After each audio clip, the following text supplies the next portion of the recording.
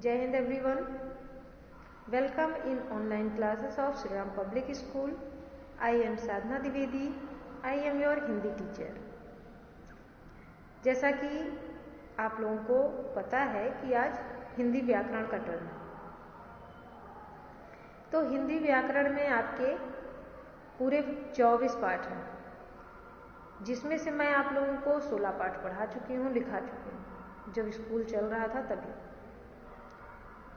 तो आज मैं आप लोगों को हिंदी व्याकरण का पाठ 17 पढ़ाऊंगी, जिसका शीर्षक है काल। ठीक, तो अब हम अपने पाठ की तरफ चलते हैं। तो बच्चों देखिए ध्यानपूर्वक, आपका ये हिंदी व्याकरण का अध्याय 17 है, यानी पाठ 17 है, जिसका नाम है काल। काल का जो इंग्लिश होता है उसको वो क्या होता है? टेंस। काल को इंग्लिश में क्या कहते हैं? टेंस।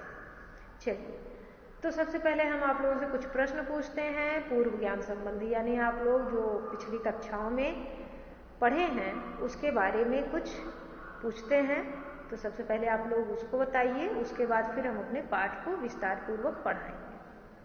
तो सबसे पहला प्रश्न आपका है, कार्य या क्रिया के होने के समय का बोध कराने वाले शब्द को क्या कहते हैं?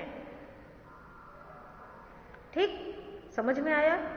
जैसे कार्य, क्रिया को ही कार्य कहते हैं, तो जब जो क्रिया होती है वो कब हुई, इसका जो बोध कराते हैं उन शब्दों को क्या कहते हैं?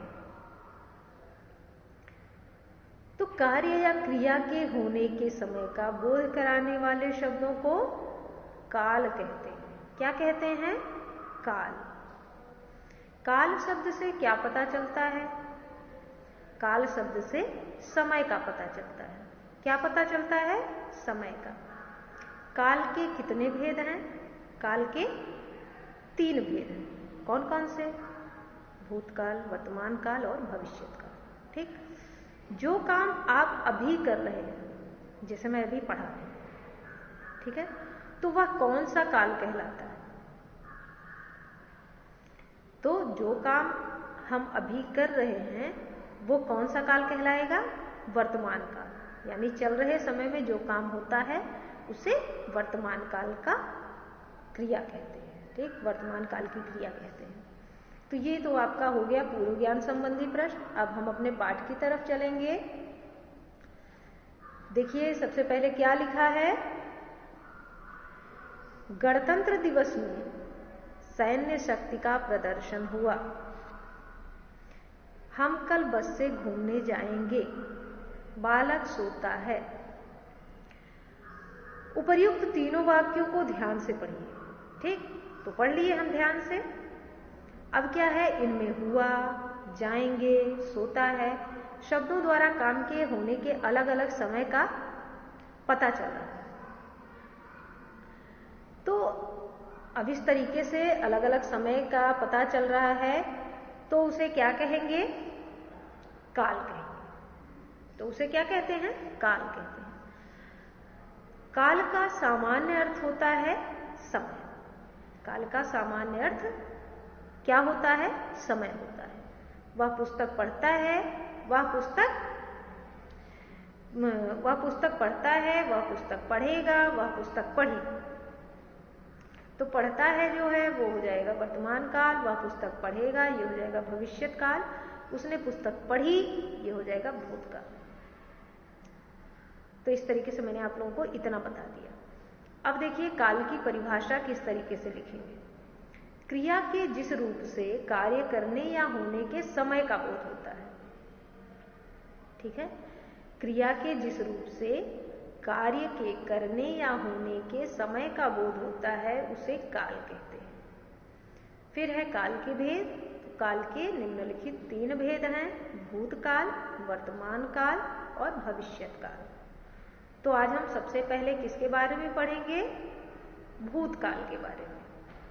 भूतकाल यानी बीता हुआ समय। भूतकाल, क्रिया के जिस रूप से कार्य के बीते हुए समय में होने का बोध हो उसे भूतकाल कहते हैं। जैसे वर्तिका बैठी, साधना ने रोटी खाई, आनंद ने पढ़ा।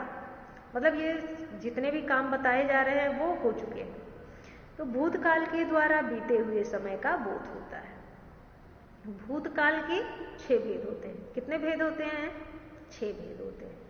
तो सबसे पहला है सामान्य भूतकाल, दूसरा है आसन्न भूतकाल, तीसरा है पूर्ण भूतकाल, फिर है अपूर्ण भूतकाल, फिर संदिग्ध भूतकाल और अंतिम है हेतु हेतुमत भूतकाल। तो सबसे पहले हम आपको बताते हैं सामान्य भूतकाल के बारे में कि सामान्य भूतकाल किसे कहते हैं।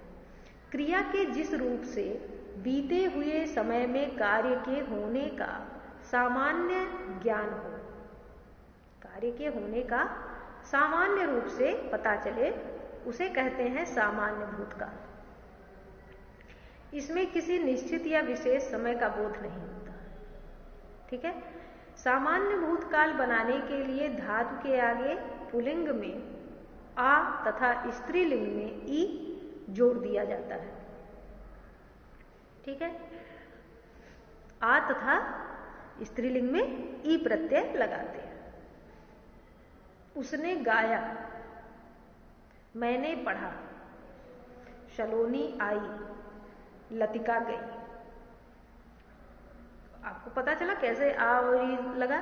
उसने गाया यानी इसमें आ लगा है, मैंने पढ़ा इसमें भी आ लगा, ये पुल्लिंग है दोनों।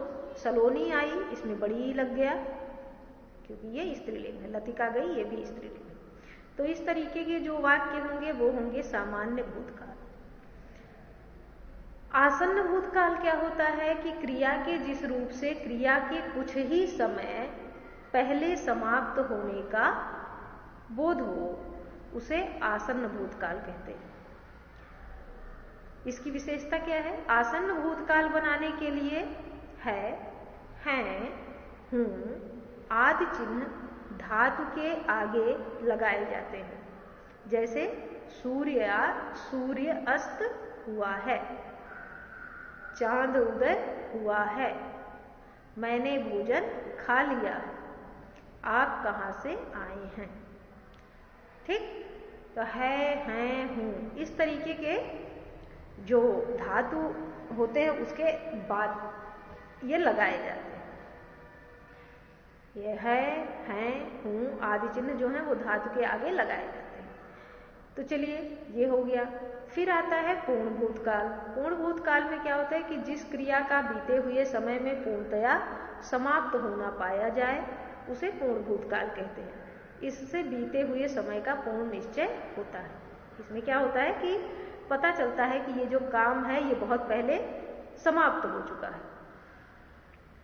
सामान्य भूतकाल की क्रिया के आगे पुल्लिंग में था या थे और स्त्रीलिंग में थी या थी लगाने से पूर्ण भूतकाल क्रिया बनती है। जैसे राजा दशरथ अयोध्या के राजा थे। ठीक। बाग में फूल खिले थे, आशा ने यह गाना गाया था, महादेवी वर्मा आधुनिक युग की मीरा थी। तो इस तरीके के जो वाक्य होंगे वो पूर्ण भूतकाल के होंगे। इसका पहचान है था, थी, थे। पूर्ण भूतकाल में था, थी, थे वाक्य के अंत में आते हैं। इसके बाद है अपूर्ण भूतकाल। जिस क्रिया का भूतकाल में आरंभ होना तो पाया जाए किंतु समाप्त होने का पता ना चले, उसे अपूर्ण भूतकाल कहते हैं। अपूर्ण भूतकाल बनाने के लिए धातु के आगे ता था, ती थी और अथवा रहा था, रही थी लगाते हैं। जैसे लड़का दौड़ता था, प्रिया पढ़ती थी। ठीक। और शैलेंद्र सैर करने जा रहा था, विनीता पत्र लिख रही थी। तो इस तरीके के जो वाक्य हैं वो कौन से हो जाएंगे? अपूर्ण भूतकाल। अब देखिए पांचवा जो है आपका वो है संदिग्ध भूतकाल। ठीक। संदिग्ध भूतकाल जिस क्रिया के भूतकाल में होने का संदेह पाया जाए, जिस क्रिया के भूतकाल में होने का संदेह पाया जाए उसे संदिग्ध भूतकाल कहते हैं। संदिग्ध भूतकाल बनाने के लिए हम क्या करते हैं कि सामान्य भूतकाल की क्रिया में सामान्य भूतकाल की क्रिया के आगे होगा या होगी जोड़ दिया जाता है, जोड़ देते हैं। संदिग्ध भूतकाल बनाना है तो सामान्य भूतकाल की जो क्रिया है उसके आगे होगा या होगी जोड़ दिया जाता है। उसने पाठ पढ़ा होगा, उन्होंने रेलगाड़ी देखी होगी, तुमने उसे रुपया दिया होगा, ज्ञानेंद्र ने उसे पत्र लिखा होगा। तो इस तरीके के जो वाक्य होते हैं वो संदिग्ध भूतकाल होते हैं। देखिए, सामान्य अगर होगा हटा दिया जाए, उसने पाठ पढ़ा, तो ये हो जाएगा सामान्य भूतकाल। लेकिन अगर होगा लगा दिया गया तो क्या हो जाएगा? संदिग्ध भूतकाल। हमें इसमें पूरा पता नहीं होता कि काम हुआ ही है, हुआ होगा, ऐसा होता है। ठीक। अंतिम है हेतु हेतुमद भूतकाल। कौन सा है? हेतु हेतुमद भूतकाल। तो क्रिया के जिस रूप से यह ज्ञात हो कि क्रिया का भूतकाल में होना संभव तो था किंतु किसी कारणवश नहीं हो सका। ठीक। क्रिया के जिस रूप से यह ज्ञात हो कि क्रिया का भूतकाल में होना संभव तो था, लेकिन किसी कारणवश वो काम जो है वो नहीं हो सका, तो उसे कहेंगे हेतु हेतुमद भूतकाल। अब धातु के आगे ता, ते, ती लगाने से हेतु हेतुमद भूतकाल बनते हैं।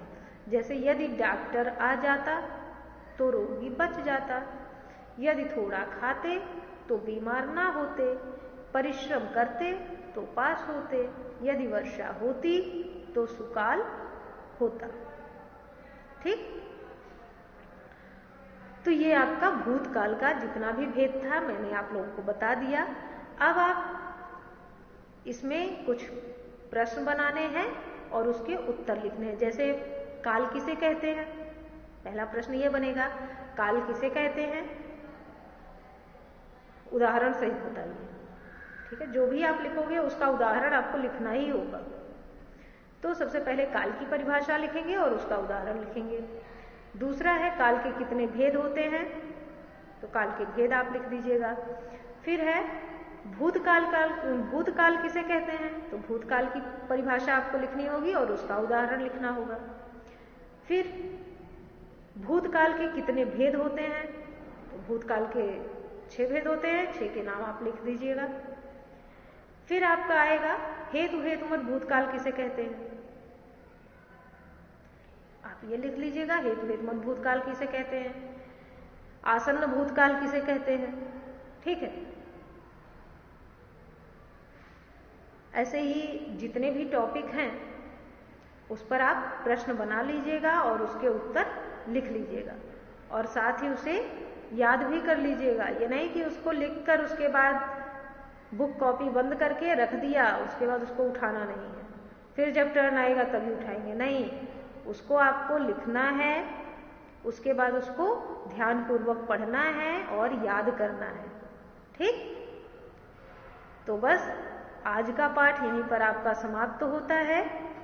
आगे के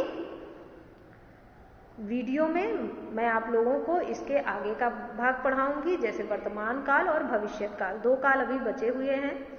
तो सबसे पहले आपको मैंने भूतकाल पढ़ा दिया। वर्तमान काल इसलिए नहीं पढ़ा रही हूं क्योंकि वर्तमान काल में कुछ जो है वो भूतकाल से मैच होता है। जैसे संदिग्ध वर्तमान काल है, संदिग्ध भूतकाल भी है, तो दोनों एक साथ पढ़ा देने पे मिक्सअप हो जाएगा, तो आप लोगों को जल्दी समझ में नहीं आएगा।